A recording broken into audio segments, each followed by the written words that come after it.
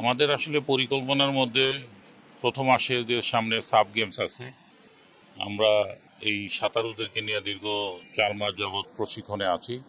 তো এখান থেকে আমাদের একটা ট্রায়াল বলতে পারেন যে সাঁতারুদের পজিশনটা কি আছে, যেহেতু আমার বিদেশি কোচ এনেছি আমরা, এবং বিদেশি কোচের মাধ্যমে তাদের প্রশিক্ষণ কন্টিনিউ চলতেছে। তো সেই ক্ষেত্রে দেখা যাচ্ছে যে গত 2 দিনে অনেকগুলো রেকর্ড হয়েছে এবং টাইমিংটা খুব বেটার। আমরা আশাবাদী যে এই সাঁতারের মাধ্যমে আমাদের নেক্সট আগানোর পথটা সহজ হয়ে গেল।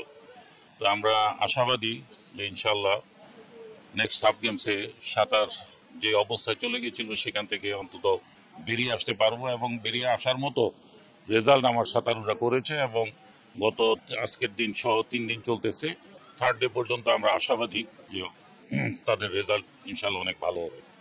এইটা ইতিমধ্যে তো আমি চেষ্টা করেছি কয়েকবার যে স্কোরবোর্ডটিকে সচল করার জন্য। তো আমরা সেই ক্ষেত্রে সচল করতে পারিনি, কিন্তু আমাদেরই আরেকটি ফেডারেশনের একজন আইটি এক্সপার্ট আছেন, উনি আমাকে সেদিন বললেন যে শাহিন ভাই, আমি আপনাদের এই স্কোরবোর্ডটাকে একটু ধরে দেখতে চাই যে এটাকে কোনোভাবে সচল করা যায় কিনা।